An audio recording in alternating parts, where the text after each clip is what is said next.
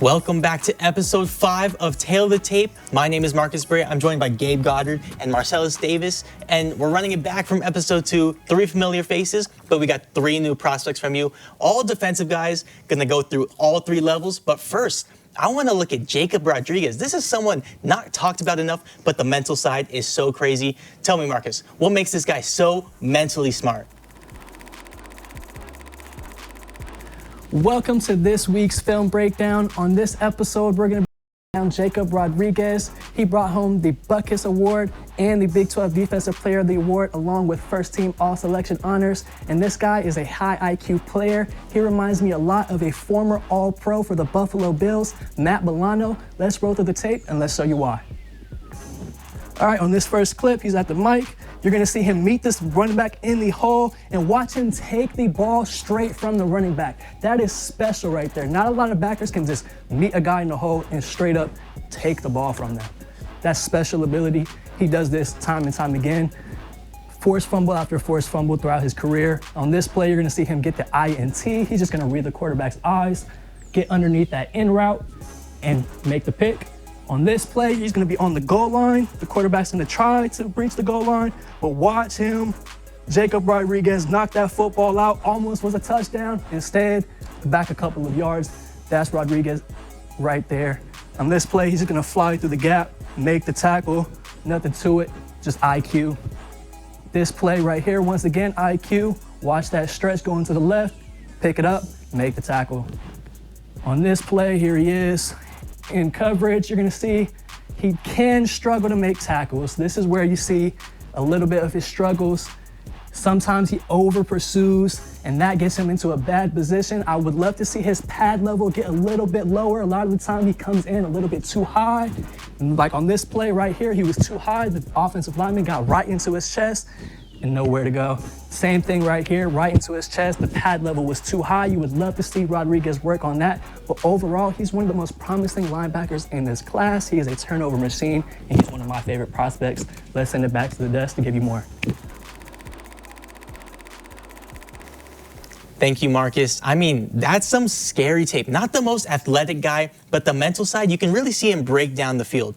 But someone I really see him comparing to is Jack Campbell from the Lions. This is someone who also was drafted pretty late when he was mocked, but his mental side is very elite, and that's what made him drafted to the Lions. Right. Well, when I look at Jacob Rodriguez and I think of teams that need like a middle linebacker like that need a smart physical guy, I look at a team like the Raiders or something like that. Jacob Rodriguez, he actually reminds me of someone like from my favorite team, like a Patrick Queen type player who is not. He doesn't jump off the field, aesthetically, like through his build as a linebacker, but he sees the field from a different set of eyes. He's a real quarterback of the defense. And the Raiders got that 36 overall pick, so they could very well take him if he falls to the second. Yeah, for sure. For Jacob Rodriguez, I think a team that he can go to is the 49ers. I'm a big fan of the 49ers. Now, just think about it. We also have a system where we love having smart linebackers on the line with us. So I think he'll fit really well with a system like ours, who not only smart, but also active linebackers. I mean, we were talking about Fred Warner not too long ago, but you guys just constantly pump out those linebackers. You had Fred Warner, Dre Greenlaw, who left. But in that absence, you're running a 2-2 defense. Is that, with 2 linebackers, is that something that you would want? I think with a linebacker like Jacob Rodriguez, we can make it work because he's not a common linebacker. Obviously, we're going to talk about this later, his size and his arm length. I think he has the ability to make, great short tackles so that can help us for the 49ers, once we get into the rotation and then we get set. And, he's not the fastest guy on the field either. He can't really move, side to side of the field in the flash of an eye, and maybe that'll get him in some trouble when it comes time to get in man coverage. But what I like is how fast he moves downhill. He closes those gaps very fast. He closes the hole very fast, and I think he'll make a great addition to a team's run defense. Absolutely. The athletic side, not all there. But when you're taking a middle linebacker, this is someone wearing that green dot, usually the leader of your defense. Do you guys see that green dot linebacker as someone that you would take in the first round? I know we had Jack Campbell. He was being mocked in the second round, but then the Lions took that jump and took him in the first. Do you see this type of player someone you would take? It depends on the guy, you know. With a guy like Jacob Rodriguez, am I gonna put him as my first round draft pick? No. And that's just because if I'm gonna take a linebacker first round, I want a guy that's jumping off the stat sheet, you know, a big unit of a guy. I want someone that kind of encompasses everything that I'm looking for in a linebacker. And while Jacob Rodriguez does have potential, I just don't think he's quite there yet. You know, I'd love to see him prove me wrong, though. Yeah, I kind of agree with Gabe. Rodriguez is one of the best linebackers in college right now, but his certain size and his stature, you just kind of question like his transition to the NFL and how that looks. So I don't think I'll probably take him around round 3 to 5 because I just want to make sure that it's a good transition. You don't want to be your first pick just because of the size difference and how he can transition to the NFL. And like the two guys that really compare, you had someone who had great production in college from Jacob Rodriguez, and then someone who's crazy athletic in Sonny Styles, who people are really seeing in that early first round. This like kind of comparison, it might be a little biased towards the athleticism, and that's where I'm debating. If you have a smart football player, you can always have him take that jump that an athletic guy is going to take longer to develop in, like a Sonny Styles. He's going to take longer to develop when he makes the jump to the NFL. Yeah, I think I just want to, touch on this. Because of his size, he has the abilities to make, difficult tasks on the defensive line. Just because of his size, he's able to like get in those small gaps, make the offensive lineman miss in space. He puts himself in the positions to make the tackles, for the short game. Because of his size, because of his speed, he's able to do things not a lot of common linebackers can do. And I think that's what makes him good as well. Well, it's just hard for me to imagine if, like, I'm trying to imagine him lined up man on man with a guy, say, like Trey McBride, right? You know, a big towering tight end. And as good as Jacob Rodriguez is and as physical he is, 6'1", with a 4.57 40, I don't think with the athleticism of modern NFL tight ends that he'll quite be able to keep up straight out of the gate in his rookie year. I mean, he doesn't quite have the athleticism of an elite guy, but someone who does is Dylan Thieneman. His 40 time made him fly up draft boards as a safety, running a 4.3. That's out of this world.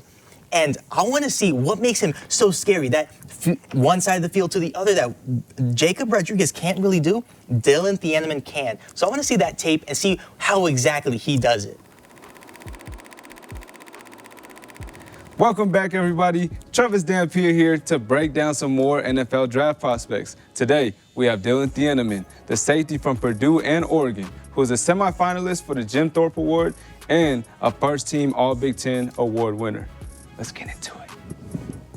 On this first play, you're going to see his physicality. Filling in the run game and running through the alley with physicality is something that you want to see out of your free safety. He did it on this first play, and we're going to see him do it again here. This is something that shows his versatility. He's not only just a roamer, he can also fill in the box as well. Like that play. Now, on this one right here, we're going to see him take down Tyler Warren, a future star in the NFL, quickly reading the route and taking him down as soon as possible. On this one, this is one of his best plays. High pointing the ball, reading the eyes of the quarterback. We're going to show you this one more time. And on this, you're going to watch him read the eyes and also use his vertical ability, his athletic ability to go and high point that football. This play is him showing his off-man coverage skills, attacking the ball with physicality and getting the ball out, not allowing a reception for the receiver.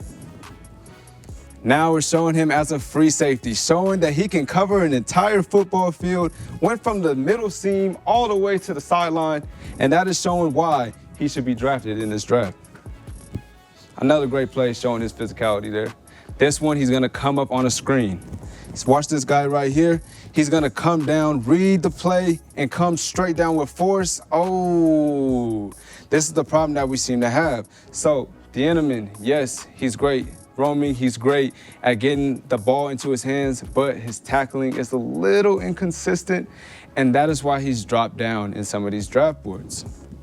See it one more time. He gets a little nervous. There's going to be a lot of players that are elusive and can break you down, and that is why he is not as high as Caleb Downs is. This play, oh, it's a disgrace out of you, Thieneman, but it's okay. You're still a great player, But we need you to make that play right there. You're the last line of defense. The free safety, it's very important that you're a secure tackler, and that is something that has put him down in these NFL draft boards. So he is a great player, but obviously he has weaknesses. Thank you, and back to the desk. Thank you, Travis. I mean, that's some crazy athleticism right there. We saw him going from one side of the field to the other, just flying around, knocking the ball out. But this is someone very much mocked in the teens. Someone I see him really going to is the Los Angeles Rams. If they take him to really anchor that secondary, that could be a scary defense right there. Yeah, they really would. And, I think he's the type of safety that could take a defense to the next level. When I think about teams who need a safety up north, I'm looking at Minnesota, and just the history that they have at the safety position with players like, Hitman Harrison Smith, right? Dylan Thieneman is very similar to that in a way. He recognizes the play really early, and he's really good at messing up what the offense has going on. He recognizes what he sees on the field very well. Yeah, for me, I'll stay in the cold area. I'm going to say the Buffalo Bills. I think he can be a future potential starter in the secondary as well, especially when they run a zone-heavy defense. I think, if he fits in with the team well, he gets the reps in, I think he could be a great fit for that team. Absolutely. And a name of a team I want to throw around. Not that I truly think they would take him, but the Baltimore Ravens, they have Kyle Hamilton. This is someone who's very similar, that has that athleticism and is young and has that mental side. If he can come in like Kyle Hamilton did and earn those all-pro nods so early in his career, imagine if Baltimore takes him.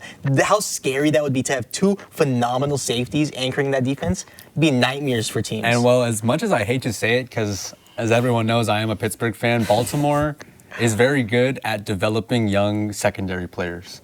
I look at look at all their core guys now, like Kyle Hamilton and guys like that. They came in, in similar situations to Thieneman, and I think he'll be in a room full of veterans. If he goes there, he'll be in a room full of veterans that'll be able to put him on game, and I think that would be a good spot for him. Yeah, I agree, especially with the season the Ravens just had. Having a player like that coming in, learning from the veterans that are already there for the defense, I think they're going to look really scary, bro. And what sent him so high up draft boards was that insane combine he put together. I mean, the 4.35 40-yard dash is insane. Yeah. I never would have expected he pulled that out of his bag.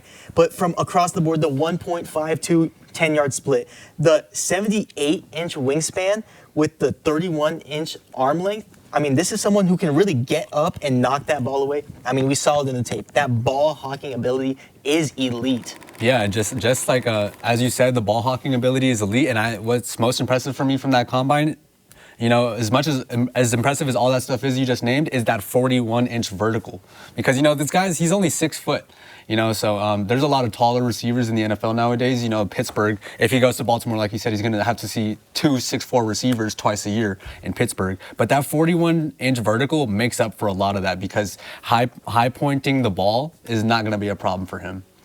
Yeah, I knew Dylan had the playmaking ability. I knew he had the athleticism watching the games he's playing through this college season. But watching him in this combine, he just has to go in the first round. You can't pass up a player like him. The way he's been playing, I think any team that wants to have him or wants to get him on their roster has a good player.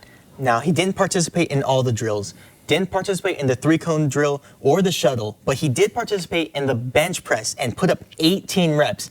Pretty good for a safety, and when he comes downhill, you really see it. He really makes a good hit. Now, the weakness of him, he doesn't finish every play. You would like to see him do that more, and that is similar to someone like Caleb Downs that we were looking at earlier. He needs to finish that play and really make those tackles, and we know he has the strength to do it. Yeah, absolutely. Yeah. And let's not brush over 18 reps at the bench press because he only weighs 200 pounds. And to put up 18 reps of 225 at 6 foot, 200 pounds, that's really impressive, especially for a guy who still has a little more frame to fill out, at the next level with strength and conditioning. Yeah, especially his ability to read the field. He's able to go between the pass and the run, and obviously when he comes in and he makes those tackles, bro, he's really going to be a problem. 18 reps, that's just unbelievable. And this isn't just 18 reps of, let's say, 45s on each side. They're throwing around weight, 225 pounds, 18 reps of that, just throwing around grown men. I mean, that's more than each of us weigh right here, just throwing us around 18 times up and down. A little bit of a pause. But, I mean, this guy is elite. But someone we were looking at earlier on this cycle was the Miami edge, Ruben Bain. Now, that Miami defense was scary, but he wasn't the only one in that defense that made elite plays. The other side of him, Akeem Mesidor, he makes great plays on the opposite side of Ruben Bain. So let's look at him and see what he does so well that Ruben Bain may have not.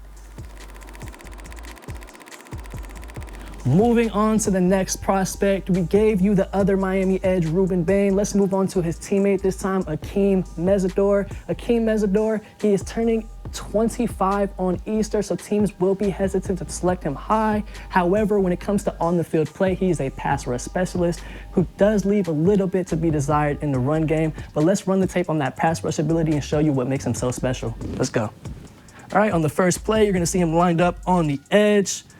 Here he is.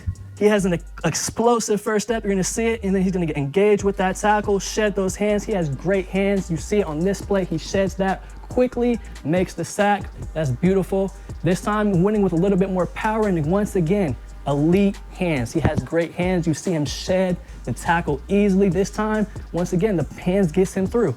He's actually shedding a double team on that play, gets right through it. This play again, he gets held, but the explosive hands. Once again, I say it, strong, strong hands. This play is my favorite though. Watch his motor. He's going to track Carnell Tate all the way down and lay the hit 10 yards down the field. You don't see that for most edges. That's elite motor.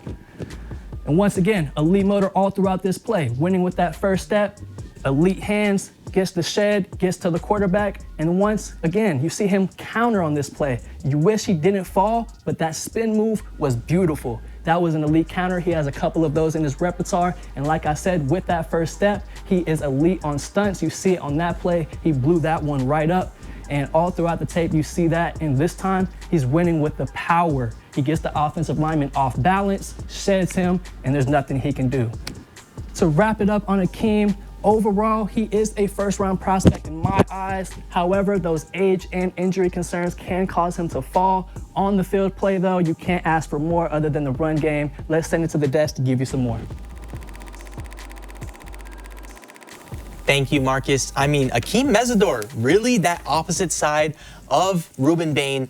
However, he is dealing with the injury, so we didn't see him at the combine, but he still put up some great stats in his time at Miami, and he really did excel in that ACC play. Yeah, absolutely. And the ACC is not an easy conference to play in at all. You know, a lot of competitive football gets played over there. And to see what he did at West Virginia, over 2 seasons, 70 tackles, and I think it was like 9.5 sacks or something like that. He goes down and plays in Miami for 1 year, and he goes over, you know, what his averages were at West Virginia, going to a better school in the same conference. And so I think that really speaks to his coachability and his development as a player. I see a lot of upside with Mesidor. And you do talk about that development. He is a much older prospect. He is 24, will be turning 25 in 2 days.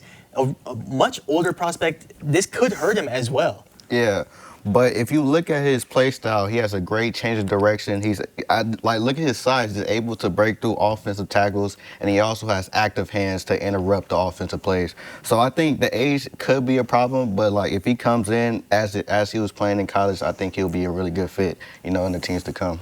I mean, if you saw last week, Ariel Meza does not care about age. This is a player I would draft if I didn't care about age, but unfortunately I do. You know what? I'm going to go ahead and side with Ariel on this one. I'm a 24-year-old myself, and you know what? If I was granted an opportunity to be able to still go out there and get my shot, I would love something like that. And so I'm sure he has that extra chip on his shoulder. You don't think he knows all these guys that he's going to compete against are younger and probably have that edge on him. But I feel like I have a different dog in me now than I was when I was, 18, 19, when players usually get league attention, So I think he could use it to his advantage if he wanted to. That's a grown man. They're going to be messing around with grown man strength, Absolutely. He's got that grown man strength, just throwing around these little boys, these 20-year-olds and these 21-year-olds. I mean, he can make a real difference in the league. But we were talking about it earlier, that ACC play. But really, is the ACC really that elite? because you look at conferences like the SEC and the Big Ten. These are conferences with constant great players. That's some real elite college football. I mean, you ask if the ACC is that elite. Isn't Miami a national champion contender pretty much almost every year? You know, and then you look at teams like Syracuse, like Clemson even. Yes, the ACC does have very good football, and there are even sleeper teams like Duke. You know, Daniel Jones is a product of Duke, and you know he might not be doing the best in the league now, but he's there, and we're sitting here talking about him. So the ACC definitely does produce legends. Yeah, I agree. The SEC is a pretty stacked conference, but if you look at the ACC, once the playoff time comes, they generally rise to the occasion and kind of match well with those type of big, higher level teams. Maybe SEC time as the dominant conferences football has done had Indiana and Ohio State winning championships outside of the SEC. We could see a different realm of college football coming in. But this guy, along with the two others, the athleticism, the mental side of the game, they're so elite. And every week we talk about some great prospects, but I want to look forward to next week. Last time us three were up here, we looked at corners. Next week, we're going to be looking at wide receivers, 3 of the best wide receivers in the NFL draft. I can't wait for you guys to join us. I've been Marcus Bray, Gabe Goddard, Marcellus Davis. We hope you guys join us next week. And a little tease, we may have 3 new faces at the desk along with the 3 new prospects. Tail the tape every Wednesday. Join us right here, and we'll see you this time next week.